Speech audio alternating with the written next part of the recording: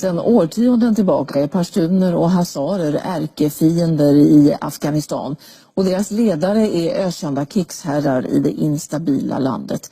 Maktförhållandena dem emellan ändras. Ibland är den ena hjälten och den andra terrorist. Andra gånger är det tvärtom. Våra utsända har fått exklusiva intervjuer med ledarna för de två grupperna. Han kallas för slaktaren av Kabul efter att ha dödat tusentals civila under inbördeskriget. I 20 år har han levt gömd i bergen eftersökt som terrorist. För 1 år sedan förläts Gulbuddin Hekmatar och kom tillbaka till Kabul.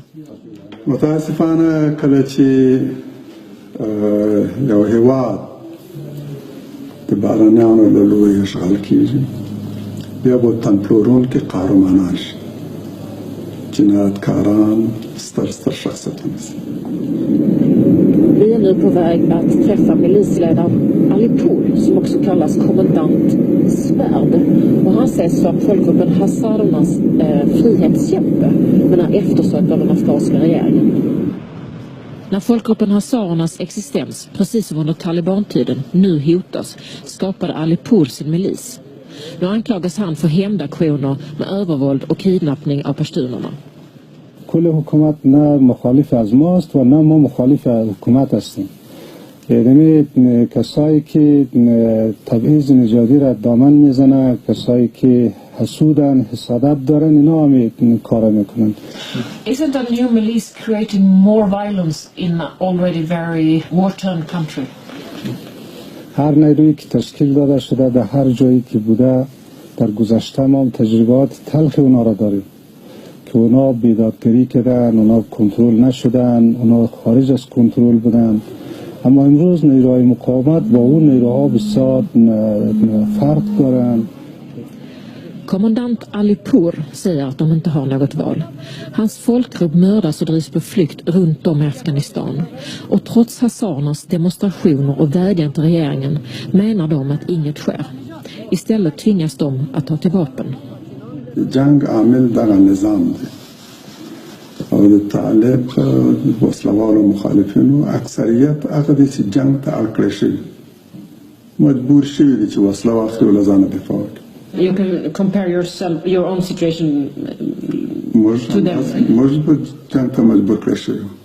طالبان هم فقط د هغو لپاره یو آدرس دی چې جنگ ته مجبور کړی شي. En pashtun och en hazar, ärkefiender sedan årtionden. Och vem som är terrorist eller hjälte skiftar snabbt i ett land utan stark centralregering. Många fasar för att de etniska konflikterna kommer att eskalera. افغانان پرې د خپل برخلیک خپل وټاکي او یو قوي مرکزی حکومت جوړ کړي. تاسو وګورئ چې ټول افغان قومونه د ورونو په څیر د یو بل په څنګ کې ژوند کوي. هر زمانی که دشمن بخواهد که تسلیم به صلح شود ما احساس زیر کنیم که امنیت و آرامی به وجود آمدن ما صلاحیت را برای تسلیم. Och Therese Kristiansson är med oss nu direkt. Hur var det att träffa de här två krigsherrarna, Therese?